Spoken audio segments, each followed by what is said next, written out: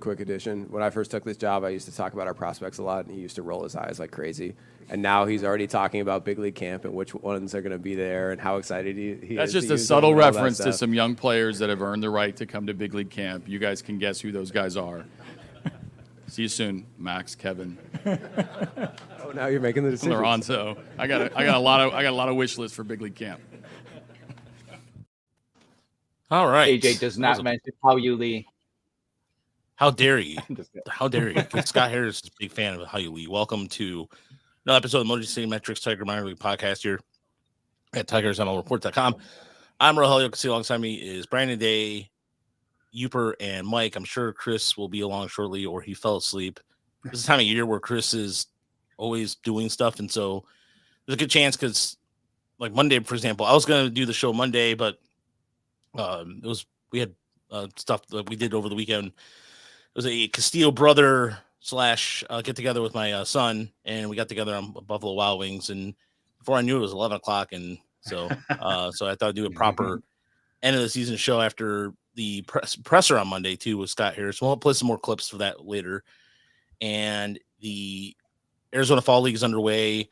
Of course, there's postseason baseball. The Cleveland Guardians down 5-3 in the ninth come back and win 7-5. And now make it a 2-1 series lead. The Dodgers right now up 3-1 in the bottom of the third in Flushing. They lead that series 2-1. And so for people out there who may have taken a break from baseball, I personally did. I didn't watch baseball for a couple days because I was just burned out. I know Brandon and I have talked about this. I just couldn't do it. Couldn't do it. I needed a break. And so and meanwhile, for my birthday, I got this nice little shirt, thanks to my wife. She got me this nice tiger shirt. So that was pretty the pitching ninja tiger thing. So that was pretty cool. So yeah. But yeah, it's just the press conference. There's a lot of little nuggets from that. We can talk about the free agency, the thought that people thought, the Tigers are going to spend, but is it going to be the spending they want to spend? A lot of Willie. You guys were talking about Willie Adames beforehand. I thought that was funny because I don't know. No chance in hell. Well, I mean, not necessarily a chance in hell, but I like the way he answered this question. This is Scott Harris from when he was taking a question from Stoney. Juan Soto, there's going to be a lot of free agents out there. Are you going to have the funds to get whoever you want? Yes, And listen, I totally understand the question. It's totally fair. And I understand that, dollars spent is the most convenient measure of activity in a given offseason. It's not really how we think about it. Like, we don't chase payroll thresholds. We chase talent.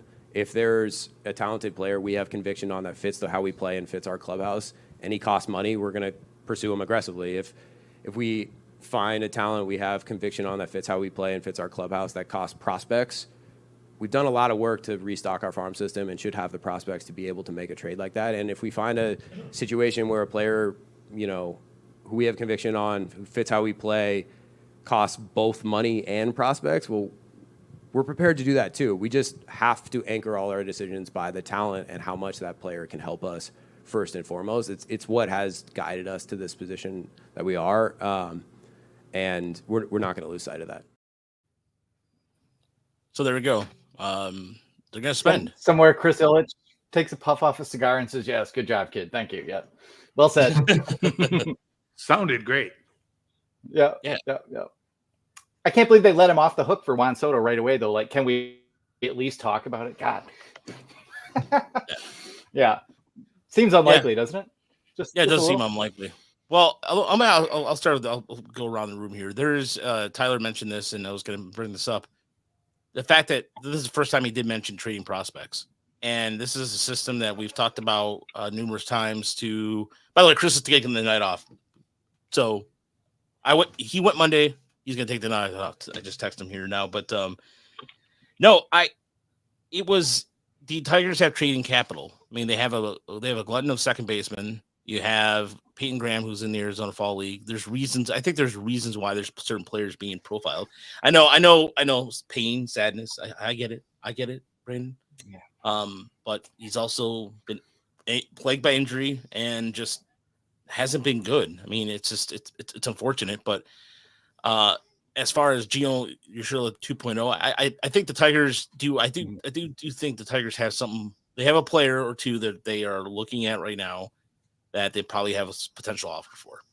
That's what I think. But I just think that they have these guys that they are eyeing from different systems. They did the same thing. They loved Lee for a while, and they had to eye him. So, but I'll start with you guys. Do you guys think it's going to be big trade first, or they sign somebody first?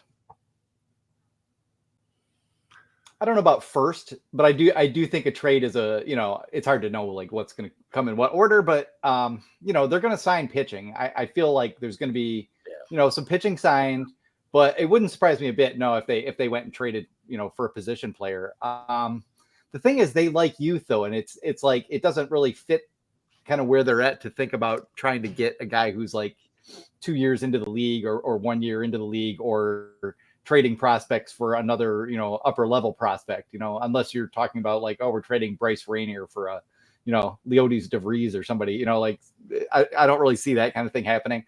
I continue to like the idea of Bichette if he was actually not that expensive, but I don't really see Toronto bothering to trade him for not much. They'll probably just take a swing for 1 more year. But it was interesting, at least that he did emphasize the fact that, yeah, we have the farm system now to be able to go get who we want. We know there's some redundancy down there. Is Houlihan really a third baseman? I don't know. Doesn't really seem that way so far, but it is still pretty early and he didn't get a lot of chance to work at it. He's also only 21 years old. So, I mean, I could see such a possibility. And obviously, Chris and I have mentioned trading Jace Young, I think, on every single podcast this entire season. Yes. But again, it's like, what can you get for the guys that you don't want? That's the problem. When you don't want them, other people don't want them. And I have to imagine that by now, other GMs who are not that bright are at least aware of the fact that the Tigers are pretty bright now and are not going to be an easy mark, and that you're much more likely to lose a trade with us than maybe you used to be. I don't think the Dodgers are having regrets over trading Tyrone Lorenzo and Trey Sweeney for Jack Flaherty because that's just who they are. But that's not the kind of deal that most franchises would be very comfortable with. And if they did make it, they'd be feeling pretty grim about it right now. So, he may well have somebody in mind, and that wouldn't surprise me. But yeah, I still, somebody just mentioned Luis Rengifo in the comments. I mean, someone like that still kind of makes more sense to me. And just trying to find that right-handed bat that can play around the infield that has a little more punch than Andy Ibanez. Something like that is probably more likely than going and signing Willie Adames or Alex Bregman is probably just going to end up back with Houston. I don't know. The thing I always say though, when people are like, oh, well, we don't want to get caught in a bad contract, is okay. And that makes sense. Like, we don't like where we are with Javi, but Javier Baez isn't hurting them right now in terms of payroll at all. Right. So, what are you saving that payroll for? What are you worried about, getting us into a bad situation for if you're never going to actually spend on anyone anyway? The whole point of signing a veteran free agent is that you get 2 or 3 good years out of them, fill a position of need, and then, you're kind of screwed. And that's just how that goes. But we have a pretty good example in the postseason right now of the Yankees, Mets, and Dodgers. There they are. It's pretty damn hard to win if you're not spending some money and taking some of those chances. So we'll see what he's got up his sleeve, and I hope he does have something. And I do like also that he mentioned that they have to fit in the clubhouse. You do have to have some care with that. I mean, this is a team that has a strong vibe going. They're young. A lot of them have played together for a long time. They like each other. You do want someone that's going to fit right in there and not just be kind of a lone wolf. So there's a lot of things to consider. But yeah, I wouldn't be surprised at all if they make a trade as well. Maybe a big one. It's interesting when you talk about putting prospects out there in trade. That seems to me like that then takes a lot of patience because I imagine you kind of want other teams to come for your guy. Because once you put your prospect out there on the market, you pretty much said, well, we're okay with moving him, Yeah. Mm-hmm. So, we have other internal ways we'd rather go. We can afford to move this guy on. So we'll see what happens there. I really believe that I take Harris for what he said the other day. I think they're going to go after pitching, and I think they might go after it pretty hard. It will be pretty interesting to see if they go after Burns, but what that does to a Skubal extension. Then when you talk about clubhouse dynamics, what are they going to do to extend him if they want to? And are they going to bring in a big time arm to go with him? That would be quite the move. They have the payroll room to do it. There's nothing precluding them to do it unless Burns doesn't want to come to Detroit. So that's going to be kind of fun to witness. But other than that, we talked about the other night, and I'll say it again. Mark Canha was their right-handed bat they brought in last year. I think Chris said it the other night, and I totally agreed 100%. I could see someone who's just one tier above him as kind of the right-handed bat that they bring in, kind of someone on that level. Yeah, I mean, we could hope for Brett Rooker, and I wouldn't put that entirely out of the question, but until they make a big move, it's hard to believe in Scott Harris making a really big move like that. It just doesn't really feel like him yet. Mike, what about you? I mean, where do you stand with this? I mean, I'm just kind of look. I'm not gonna lie to you guys. I haven't been on pod in a couple weeks. I've been busy, but also it's been a real emotional roller coaster, and it's been a lot for me to process. I haven't spent as much time thinking about the off season as maybe I should have.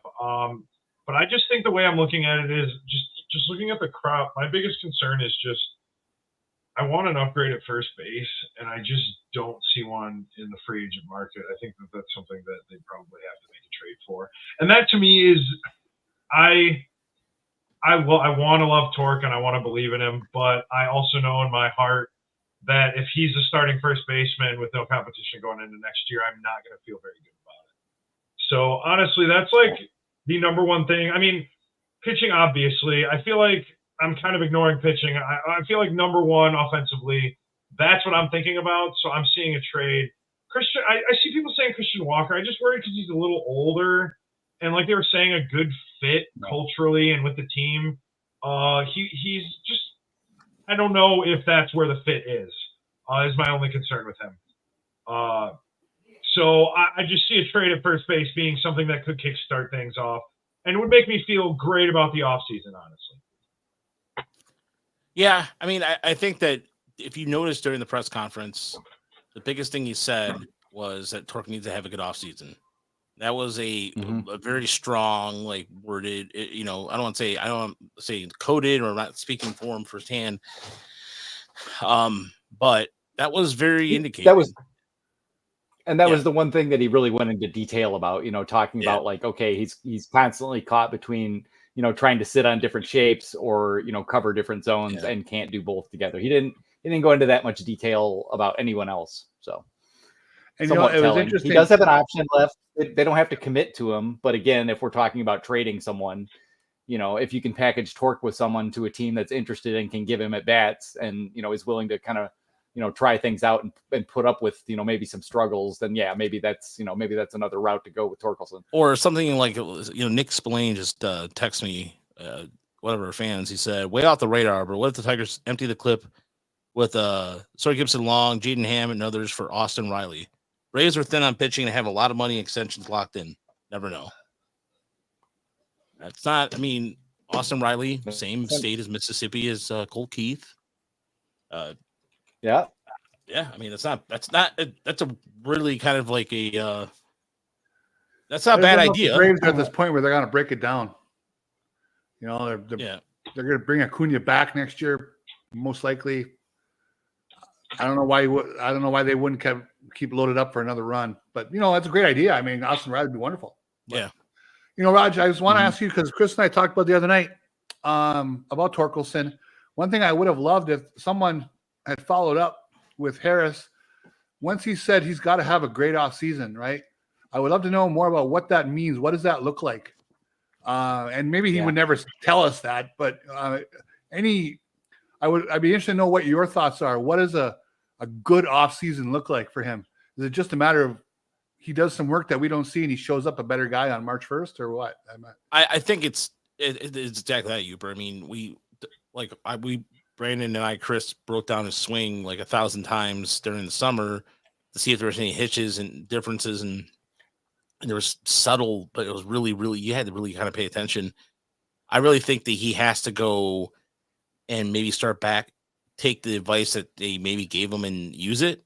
because maybe like I personally think that they probably gave him a set of instructions. Mhm. He's like, and he didn't do it. I mean, if he did do it, there would have been more results of it, or maybe he's going out and redoing his swing completely because that was what they wanted him to do in Toledo, and he just didn't want to do it because he's just like, well, no, it's just a mental thing or whatever the case is. Torque thought that, I'm paraphrasing, but I know Torque was just basically like, hey, I'm fine. So maybe he just revamps his whole entire approach to the plate. Mhm. That's what I think they want him to do. Yeah, I mean, it's not that he didn't try anything, physically with his swing, but yeah, it was just the kind of subtle adjustments that every player makes during the season. So maybe it's, we're going to lock you in a basement with the teacher man for 2 months and you're not allowed out until you can hit like Kerry Carpenter. There you go. I doubt it's that specific, but I would very much like to know what that exit interview with Spencer Torkelson sounds like between Hinch and Harris talking to him. Absolutely. Something big has to change. He actually did. I mean, I know his numbers were, much better when he came back, but again, it was like a month and you could still see all the same issues. He was a little bit better against fastballs, but it just looked like he guessed right on a few more occasions that ripped a double to left. I don't know. I mean, how many home runs did he hit when he got back? It still seems like it was like one. It wasn't that many. No. By the way, Joe, thank you for the $10 there. That ball is Joe. gone. Nice. Such Yeah, it a wasn't long much. time. His question is Corbin Burns just a pipe dream? Yes. I think Corbin Burns, I mean, as much as he would be a really good fit in a Tiger uniform, I think he could end up going to a place like the Dodgers or just a big market team. I mean, you can see the Mets going out of their way to outspend, or maybe even the Yankees or something to that effect. But it seems like with the way the payroll, as mentioned earlier, the top three payrolls are in this ALCS and in the playoffs. Well, I just say the playoffs. Duh. So that being said, they're going to pony up to get some more starters. You always need starting pitching, but I just don't see the Tigers going up to pony up that much. It just feels like the area where they're gonna trust Federer and try to find someone that they can, rebuild, because that's a little bit more of their wheelhouse, and that's the place where you can trust them to rehab an inexpensive player. Whereas, with the bat, you kind of just need a damn good bat. You just need to find someone who can hit, that you don't have to sort out. Berter and Beauregard, I seem to have a fine enough season. A few guys got worked out along the way. Parker most notably, but there's, this isn't a hitting engine the way it is a pitching development engine.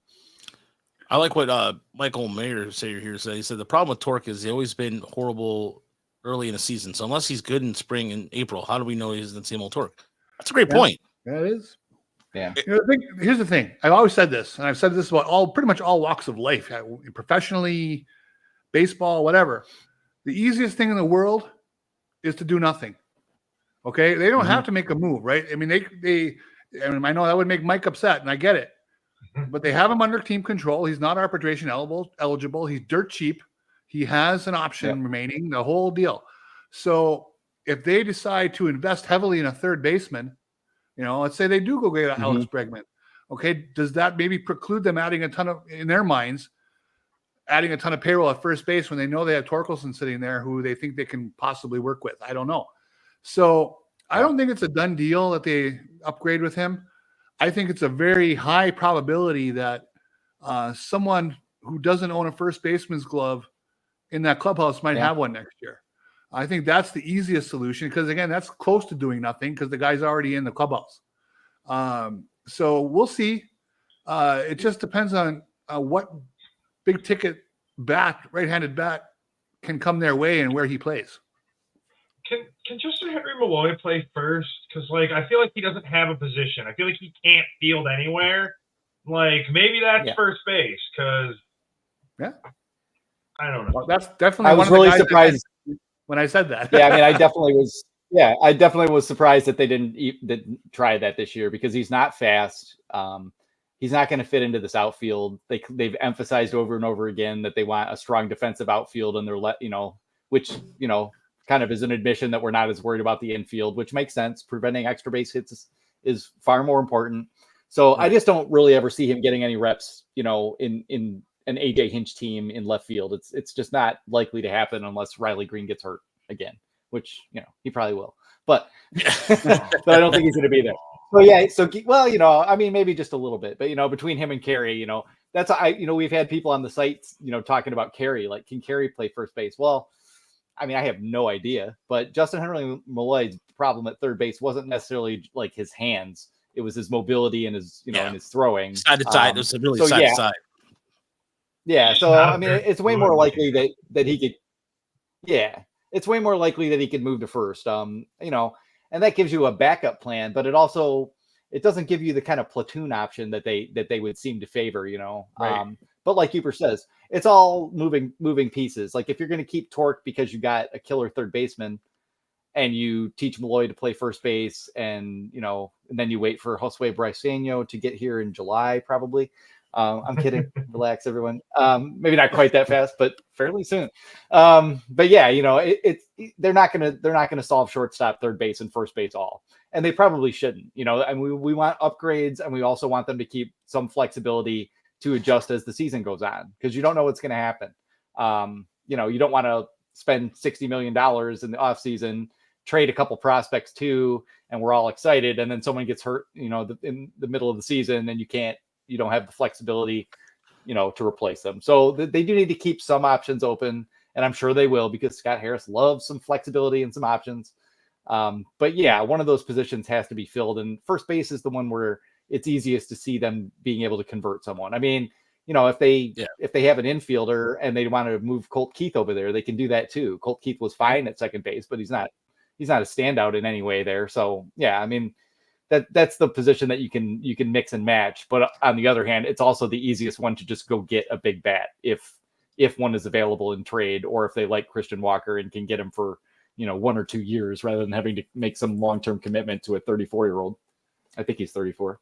Yeah, I mean, they started doing that already with Austin Murr down in the minors. I mean, he started playing first base because of injuries, and he didn't do too bad of a job. But if you're looking at Briceño, by the way, it was funny. Earlier, Chris posted a really good post on the Tiger Minor Report.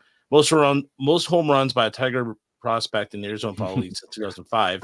And he put up some names like Casper Wells, Jeff Larish, Stephen Moya, Briceño, 4 and 6 games, and Casper Wells did it twice.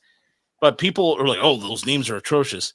They're all 25, 26 years old, 24. They're all in the mid-20s. Yep. Briceño just turned 20 in September 23rd.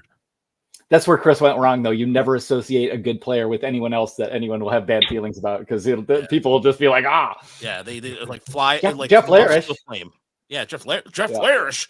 I think Jeff Larish led the AFL in RBI that year too. He had a hell of a good league. Yeah, Larish.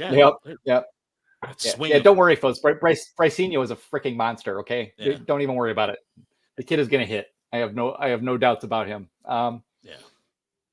He's not going to catch. So yeah, he's not. Yeah, I was going to say, too bad he can't catch though. It's okay. Yeah, that's all right. Tyron can catch. Yeah, he might be. He can. Yeah. I got an example. You know what, Mike? I'm glad that you say that, because guess what? We happen to have an idea. Yeah, you know what? I happen to have some a really good example that yes, he can catch. Runner takes off, pitches high, throw down in time. Tag, got him. Awkward throw from Lorenzo, kind of was falling forward, never had full ground with his base there, his feet or his knees, but throws him out itself.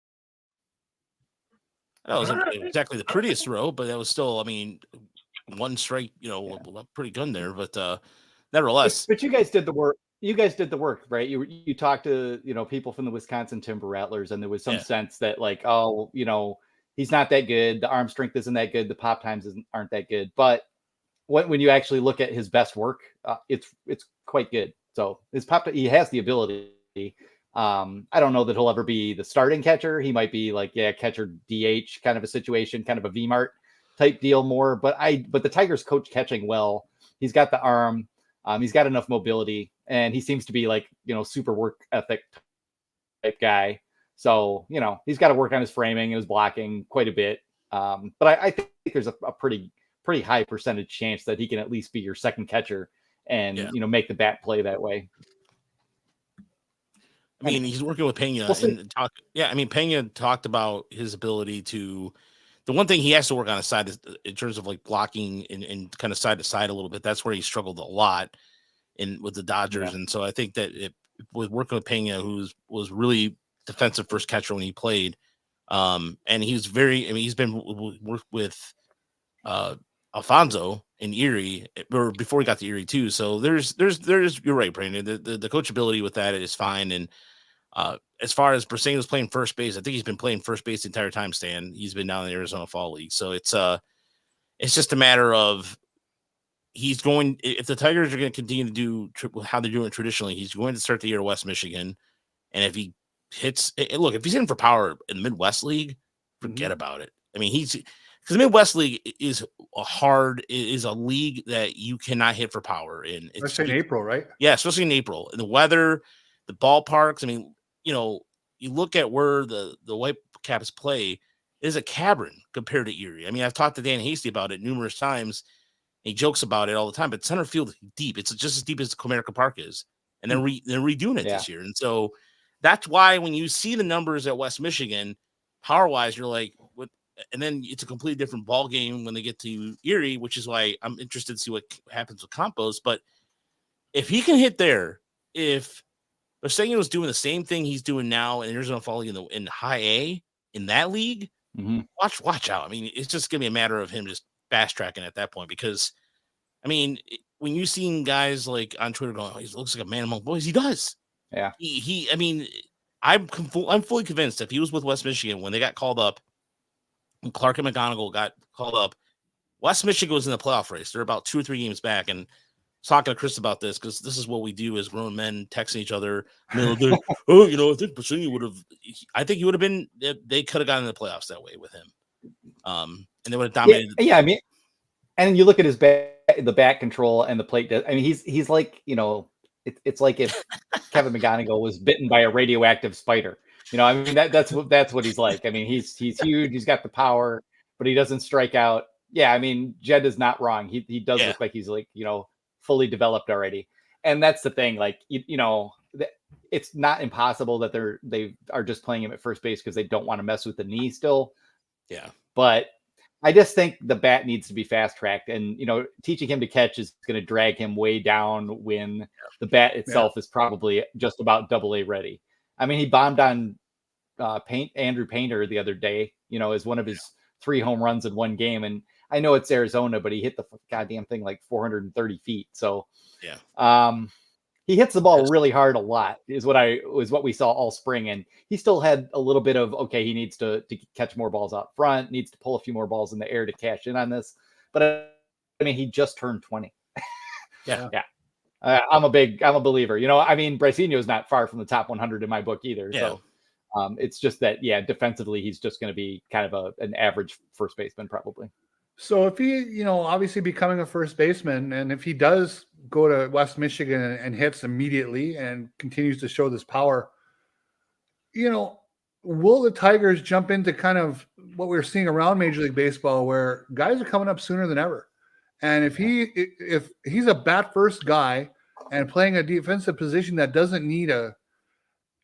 conventionally doesn't need as many reps as some positions at first base, how quick could he be up? Could he be in the majors by 21? I don't think the Tigers are going to. I mean, I know that they talk about Toledo being the ultimate level. So if he gets to Toledo by the age of 21, then that's their belief that he's going to be on the big league roster. And so that's just all I need to see there.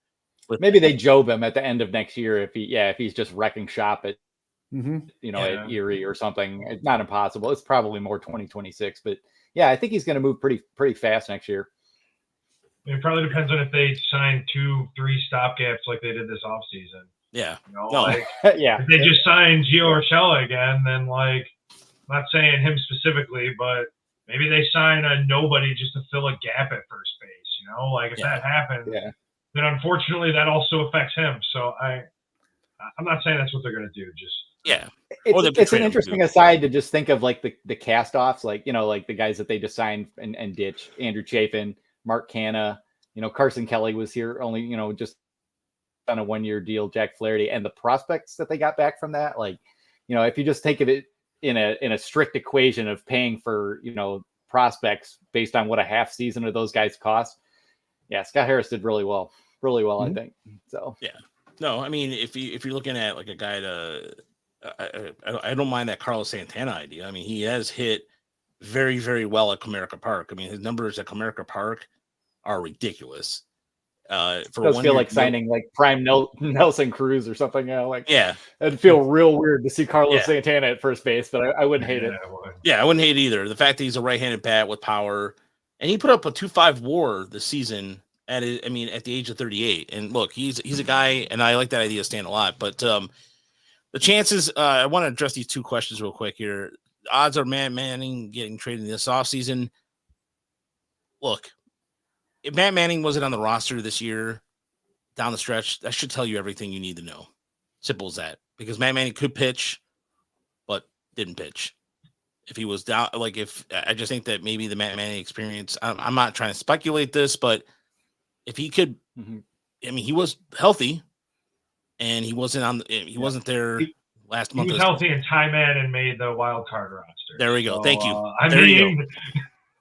Yeah, Matt Manning is alive, Jed. I think he's hanging out somewhere in Toledo. I really don't know.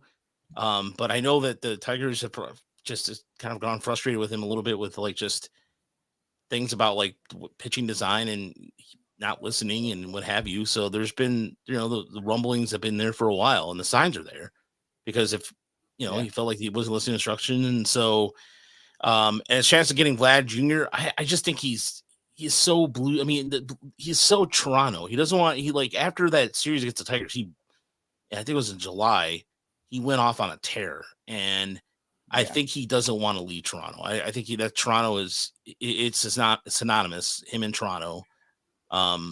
Would it be nice? Oh, if Vlad gets traded to the Tigers, I would do whatever stunt, radio producer stunt you wanted me to do, whether, I've jumped, whatever, I'd do it just because I'd be shocked if Toronto decided to trade him.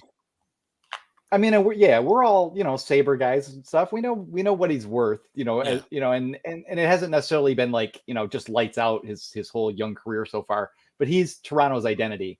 And that stuff still matters to teams. Yeah. And if Toronto is willing to trade Vlad Guerrero, then they're going to trade Bo Bichette. They're going to tear it all the way down. And I mean that, you never know, but that seems like a whole lot of things would have to come to pass for Vladimir Guerrero Jr. being traded to be part of it. I know that he's only got 1 year left to free agency. I'd be much more expecting an extension for him this offseason and for them to maybe shed some pieces and try to retool around him, but they're going to keep him. And the thing, like Matt Manning, I know he was hurt and it's not like he necessarily got up to snuff. It's not like, they didn't just start Reese Olson right back like he was a starter after that, after coming back either.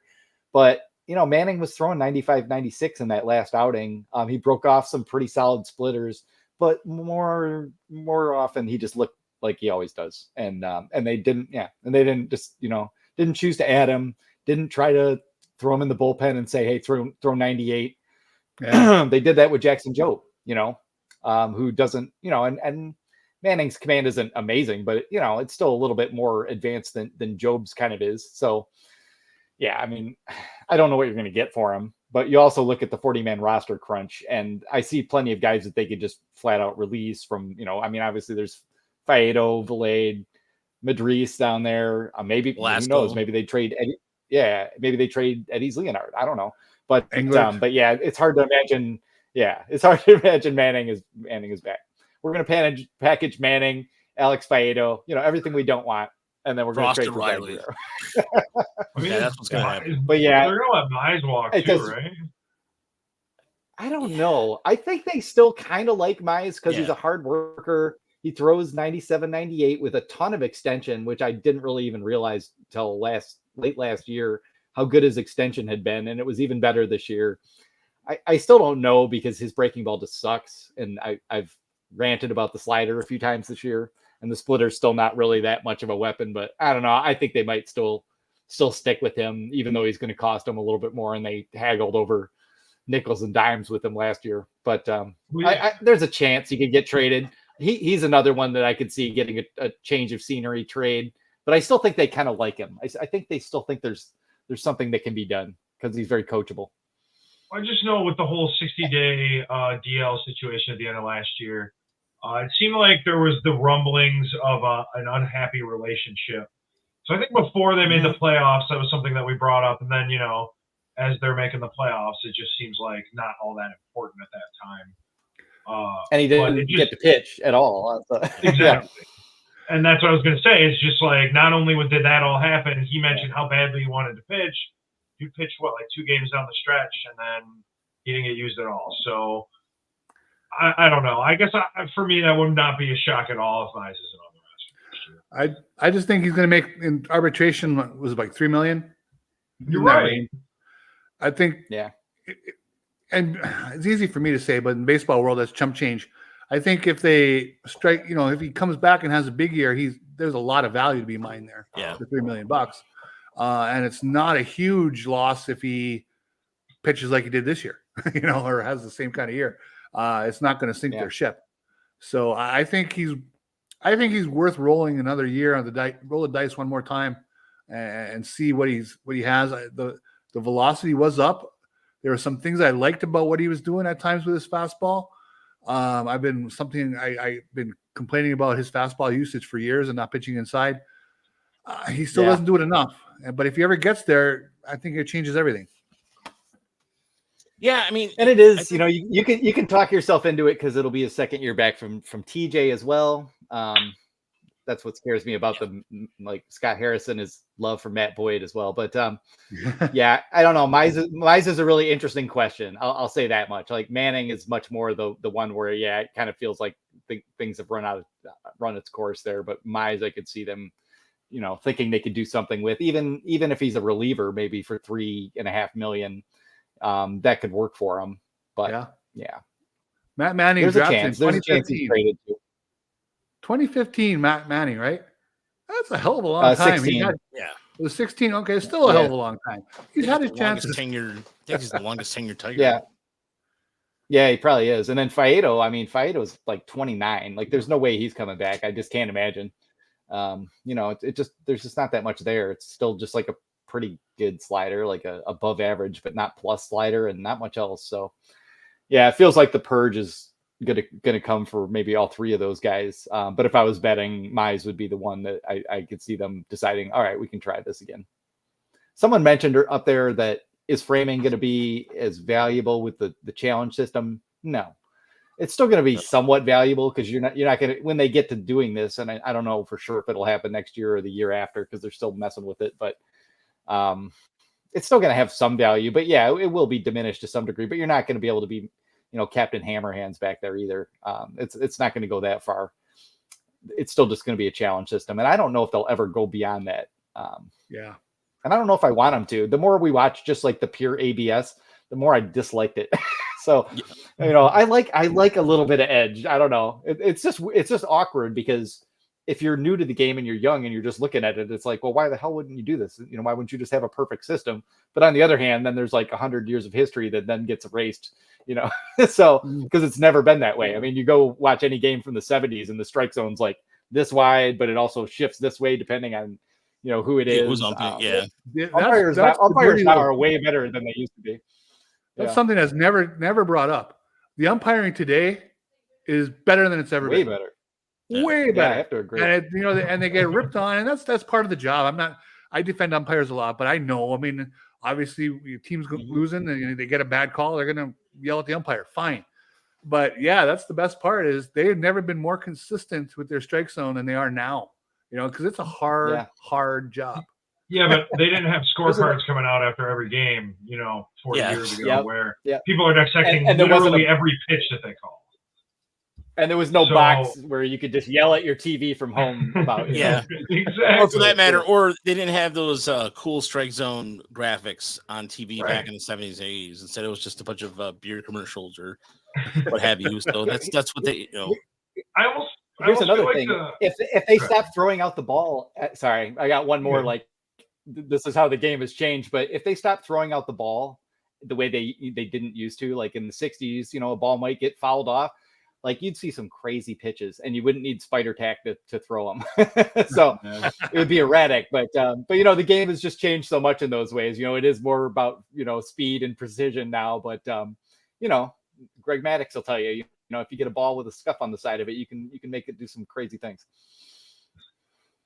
I don't know. I feel like the umpire thing is like, yeah, it probably would be better logically to have everything perfect, but also it probably might make more sense for ballparks to be a little bit more uniform. But that's one of the things I love about baseball. I love going to Camden Yards and seeing a place like that. Like I love the variety. And maybe that's dumb, and maybe that's like the old man in me, but like, I don't know. Sometimes you're right. The umpire, it's like, oh, this guy's got a strike zone that's, a couple inches on the outside. And it's just, I don't know. It's just like another variance of the game that players kind of have to overcome. I think it makes it interesting. and that's what I'm going to miss about Oakland. Yeah, Oakland's going to miss those big it foul gets too sterile, territories. Yeah, the giant foul. You're right. Yeah, I'm going to miss that a lot. Yeah, I mean, it could just get too sterilized if we just, made everything, perfectly uniform everywhere.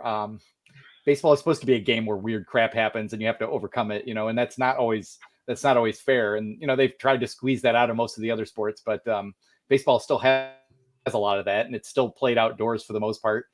There's still grass and dirt that isn't perfectly uniform, although I'm sure some scientist son of a bitch is out there trying to perfect the perfect grain so that they can make every grain on the infield dirt perfectly uniform.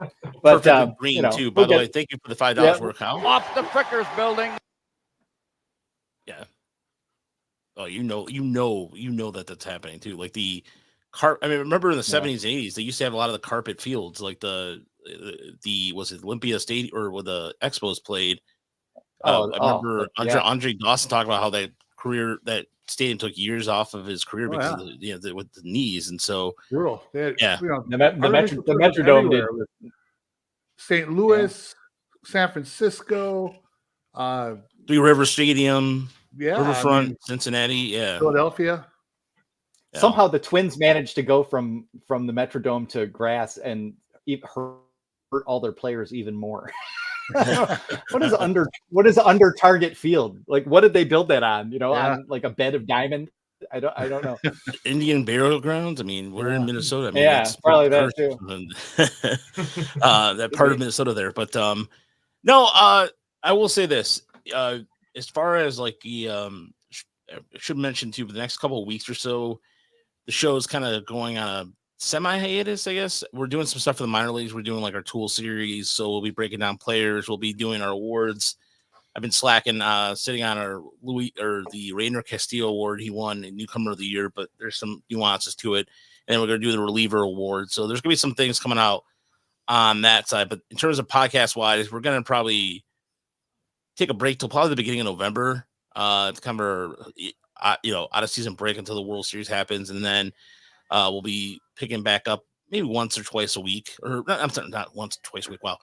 Once or twice a month in the off season. When we go into off season mode, of course, you notice we have no segments this evening because when it comes to off season, I mean, postseason, I don't want to go into inside numbers about the Yankees. I don't give a shit. I don't, like we can do like end of the year award kind of thing. I mean, I want, when we do like grades and stuff like that, but this year, I don't know, like it didn't seem, the Tigers did everything unexpectedly. And in terms of like, if we're grading the Tigers critically, we also burnt ourselves out the past month because we're used to the season just ending, and then instead it was like, oh my god, okay, I need to write 2,000 words every night. So it'll just be we all start arguing in some Slack or Twitter channel or something about some move the Tigers just made, and then we're like, all right, well, let's just take it to the podcast. Thanks to WearCow205, by the way, for the donation. We appreciate it. Yes, thank you, really, thank you, and thank you. Unless that's Weir. unless it's Weir Cow, but I think it's Were Cow. Yeah, I think it's worked out too. But a cow. But it's like I said, it's one of those things where towards the end of the season, I admit it's weird. Okay, it's so weird, Kyle. I burned out. I was getting kind of burned out because between the minor league, then Erie with the postseason, and the Tigers postseason, like it was a lot. But this year, so next year, what I'm gonna do is try to maybe take a mid break and make it August or something like that, or I don't know. But it was towards the end. My brain was just like trying to do game stories during the postseason. It's like cannot,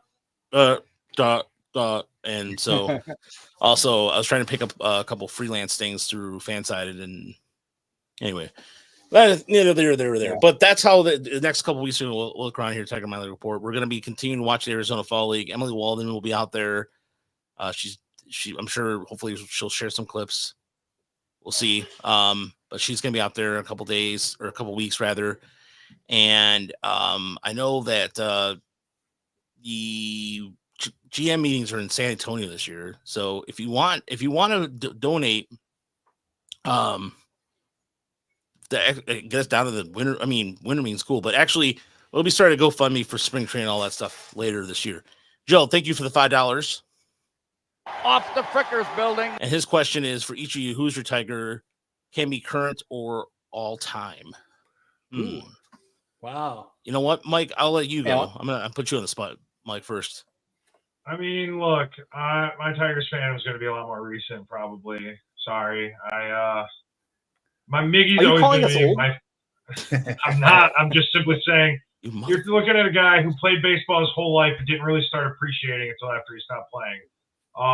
Miggy's always going to be my number one favorite Tiger, like historically. Just because I loved how much people hated him for being like that playful kid asshole on the field. Like, I just loved the energy that brought against everybody. I'll never forget him picking up Jose Altuve, and it looked like a giant picking up like a toddler. And always going to love Miggy for that. But Kerry Carpenter is my favorite current Tiger right now. I love Kerry Carpenter. I think he's only going to keep getting better, and I want to see him play a full season next year so badly. Okay. Yeah, please. Brandon? See my dude hit 40 home runs. I've always said Alan Trammell, but the thing is, the more I think about it, I watched Alan Trammell in his prime when I was like 6 to 15 years old, and I barely remember. I don't have like strong visual memories of Alan Trammell except for certain things. I'm going to say Justin Verlander actually, because I'm a big pitching guy. And there was nobody I liked more as just like the angry, like, super jock, like douchebag, like I'm going to just blow your doors off and then did it pitcher. And also maybe the great arm talent of all time in certain senses. And I've always loved JB, and I'm not going to advocate very hard for them to bring him back because I don't know what he's got left. But if they did it and Chris Fetter was interested in doing it, I'd be A-okay with it. Current Tiger, I think I'm kind of coming around to Kerry as well. I'm kind of more of a Colt guy, maybe, but God, Kerry Carpenter's something different, man. Yeah, that was some big time. That's some big time hits he came up with. I mean, it's hard not to just fall in love with the guy when he does that. So about you, Yooper? Yeah, it's a tough one. You can go back to all these different little eras of my lifetime. I'm going to limit it to my lifetime, right? Of people I've seen. So I'm sure Mickey Lulich was fantastic, and I would have loved him, but he was gone just before I started watching the team. So let's forget about those guys. I'm going to go Sweet Lou Whitaker. I mean, I have a dog named Sweet Lou right now. That probably tells you a lot, right? Oh, yeah. But as a child, in my teens, I remember when he, made when we saw him in travel for the first time on the Game of the Week, and that was a big deal. And to watch those two play their whole career together, they're 1A and 1B to me. But I always liked Lou. And I love that left-handed swing. I loved watching him knock a couple into the short porch and the overhang at Tiger Stadium. He was just so reliable, so steady. Daily presence at the top of the order. That was my guy. Second, I'd probably go Max Scherzer. I always loved watching Max, but not to the point of the love I had for Lou. Current players, boy, it wouldn't take much to put me on the Kerry Carpenter train with you guys. I've done some correspondence with a friend of his family. I just love the story. They just seem like great people. He's so easy to root for. Love the swing. But Austin Meadows is damn close. Let me tell you, I love watching Austin Meadows play the outfield. Parker Meadows, damn it. Yeah. I'm still calling Jack Flaherty John Flaherty, so give me a break. You know what are you gonna do? But anyway, Parker Meadows. I love watching Parker Meadows glide out there in the outfield. But I'm gonna make it 3 for 3 on Kerry Carpenter right here.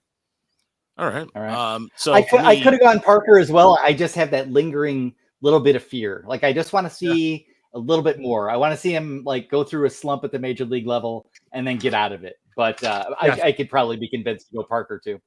Yeah, well, I would agree. I wouldn't name him best Tiger player, but my favorite right now. He's number 2 to Kerry for me. So for me, I break it down by 3 different eras. So growing up, watched the 90-92 Tigers quite a bit, and there was a lot of Tigers I liked on there, but nobody more than Tony Phillips. Tony Phillips and Mickey Telton were like 1-1A for me because I was a catcher and when I played baseball. And his swing, everybody tried to do his swing in Little League. No one tried to say they didn't. But Tony Phillips was just so clutch and such a great player to watch. And Sparky could literally put him anywhere. It didn't matter. And he was one of my favorite players growing up because he's just hard as nails kind of guy. And it sucks that he died young. I felt like he died young. And not to say that Lou Whitaker or Alan Trammell wasn't my favorite players, but those are the guys that I was introduced to because I started following the team around 87, 80, 86, 87 when I was a little younger. But then as I'm playing baseball, and then Carlos Guillen is one of my favorite Tigers of all time because the guy was a constant professional, also a badass. Just don't mess with him. He talked with his bat. He didn't have to talk with words. I mean, he did, but the fact that he went out of his way, like when he came here from the Seattle trade, I thought that him going out of his way to say, they just made me feel welcomed. And he was the first guy that started that whole domino of good players that came here. And Guillen has 7 more seasons. I mean, people forget how good Carlos Guillen was. Yeah. He really was it's just tragic amount of injuries with him. Yeah. I mean, he was super good. Yeah. Like professional at bats. And he was a badass. And like you, Brandon, I'm in the pitching too, as well. But it was hard growing up because you had Mike Henneman, Justin Thompson. That's it, because everybody else was terrible. I mean, that was the problem, really. Yeah, everybody. I mean, that 96 team is one of the worst teams of all time in terms of pitching. But I mean, I grew up liking guys like Felipe Lira because as a fellow, as a Hispanic person, grew up in Detroit. There was not a lot of Hispanic pitchers at all. But I would have to say, currently, right now, it's Cole Keefe because that was the first guy I was like, that's gonna I remember, you guys know how early I was on Cole Keefe. Oh, what are you doing? And him and Montero too, because Montero's story too to me, it's phenomenal. The fact that he's been able to. That's true. When you talk favorite is such a tricky thing, but I mean, I definitely have strong rooting for and Hater for that reason. Yeah. Perez is there too. It is also part of a writer. I have to be kind of quote unquote objective, and I do. And I can't be a fan necessarily, but for guys I root for a lot, Cole Keefe, because first of all, Mary Keith, nicest lady, she's fantastic. But also just because with Montero too, just hearing how basically they were like, oh, he just had to put everything in Spanish, and then he became this really good pitcher. And this, the only guy who threw a complete game. And Parker Meadows too. Parker Meadows is up there too. I love Parker Meadows, but K-Dare, just a little guy, 6'1", 145 pounds. It's been incredible that he's done as well as he did. Yeah. We've tracked him since maybe he actually did weigh 145 pounds. It's funny, when Colt was struggling in early May, there were just all these just vicious comments, and I actually wrote Mary Keith and was like, "Don't worry, he's gonna kill it. Don't listen to any of it." Oh, Roger. And I've never done that with anybody's family or anything like that. But I was just like, "Don't even worry about Colt. He's gonna be fine." And she's like, "Oh, I know." And I was like, "Yeah, you probably do. Kid's a beast." I also have to mention Ian Kinsler because God, I loved having Ian Kinsler on this team. What a dog! I did too. What are you gonna say, Mike? I was just gonna say, just the beginning of the season when I first jumped on the podcast, anytime anybody talked ill will about Colt Keith, Roger got mad, like mad. Because all these I don't people, care. He's gonna be fine. He's gonna be fine. Don't worry about it. Stop talking about it. It's just yeah, because I was every time it came up. like just these people that like, especially Caputo. I remember Pat Caputo like, oh, he was terrible. It's like, Yeah. listen, Yeah, bro, you out of all he's people 22. covering the beat for 20 effing years, you're gonna say something like that? Get the hell out of here, man. Okay, but yeah, in the 20 years, have the Tigers ever had a farm system like this? He doesn't know how to evaluate prospects. Come on, man. True, that's just true. This He's is never true. had any prospects. Yeah, that's true. I mean, the biggest thing he had is Omar. Yeah. Well, I mean, he covered the team in the ninth. Yeah, no, I'm not gonna give him any slack.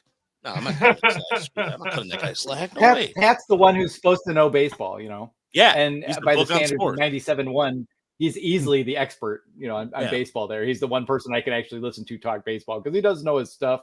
Yeah, But knows yeah, his he stuff. I respect the man. was way off the mark there. Yeah, he was way off the mark there for sure.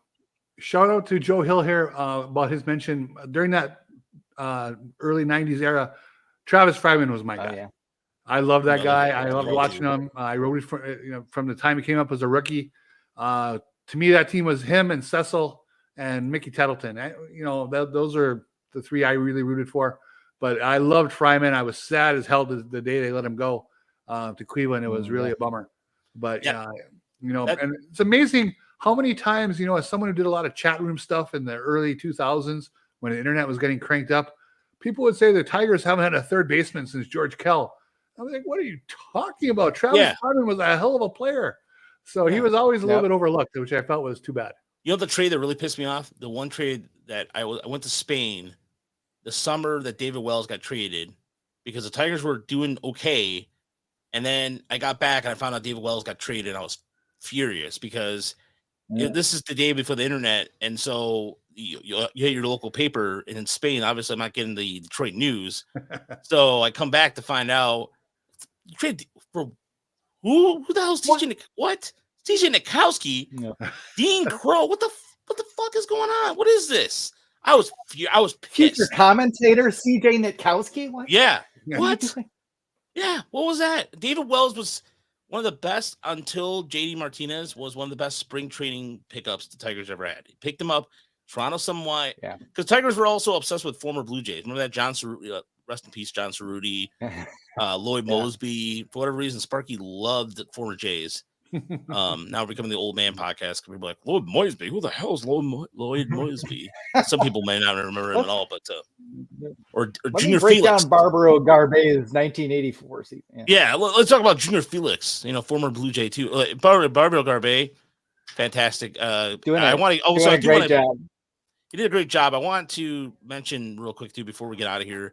I want to say thanks to the people, the Tigers PR department, and those people because it was actually they were able to accommodate everything pretty well this year. So shout out to them and Carlos Guillen and Barrio. Carlos Guillen, yeah. Carlos, we're gonna have him. We're gonna have him on the pod soon. I talked to him and cool because Chris and I had some questions about him, like especially because how to get into broadcast and all that stuff. But he's a very cool guy. And he's been able to just do a bunch of stuff like just.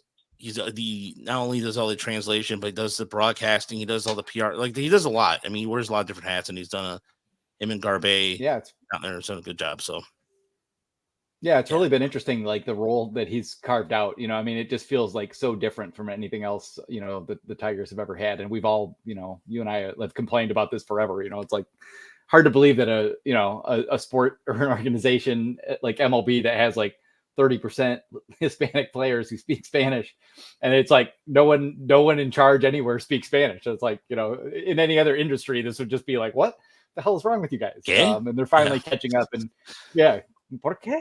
And Carlos Guillen has got the Tigers on the right track and doing all sorts of different things on that regard. Wow, Jim Leland catching a hot stray right there. Wow. Yeah, I don't really. I gotta tell you, Jim slander at all. Jim Leland was not my favorite game manager, despite the fact that I love Jim Leland. But there's kind of a shot there. I don't know if you can drag Miggy out the field. I feel like anytime someone insults Jim Leland, I feel like they're taking a personal shot at me and my family because Jim Leland is our collective grandfather, and anytime I see anybody speak ill will of him, it just I see hot red flash for a second. Get mad when Roger Flash showed up earlier. I was like, no, don't talk about Grandpa like that. Yep. I just wish we could have got through to him about various bullpen usage issues, but anyway.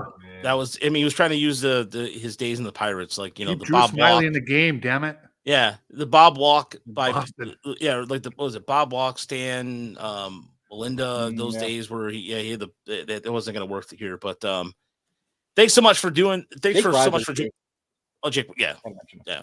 Oh yeah, I had to mention Jake Rogers. Everybody loves Jake Rogers. Yeah. Oh yeah. Well, by the way, congratulations on him on winning the Gold Glove, being nominated for a Gold Glove. But thanks so much for watching. And so, like I said, next we're taking a couple weeks off to the beginning of November, but stick around. Like I said, Chris and I will be doing a tool series. Brandon, you're more welcome to come along. We'll be doing breaking down minor league players. There's our Tiger of the Year stuff. So head to TigersMLReport.com for all your content. Again, you want to donate to the website, our PayPal link is there. It goes along.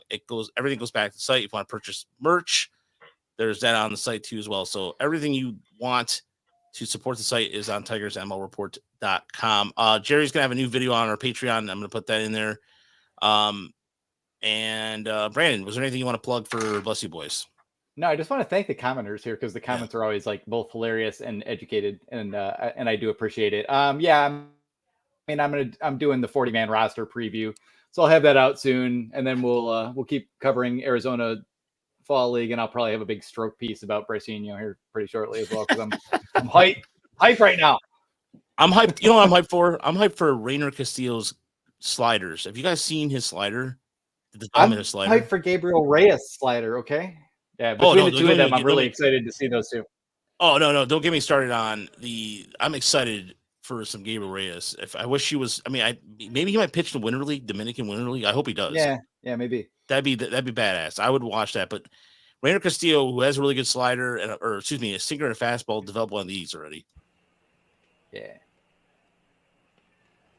Swords through that pitch, a breaking ball. Mesa in front. And he soared again. Could not hold back. Back to back foot sliders loaded. 2 out. 0-2 pitch. Swing and miss. Strike 3. Did it. Disturbing. Look how smooth that big man is on the mound. Yeah. Too. I know he got shelled the other day, but he's young. He'll be fine. Yeah, he's fine. He's gonna be good. Yeah, he just turned 20. Same thing like Brycinho. He just turned 20. So we'll talk to you guys in a few weeks. Have a good. There will be 2 shows posted on the podcast side of things. The show from Monday with Uper and Chris, and then this episode. So plenty of content to hold you over. And we'll talk to you soon. Have a good night, everybody.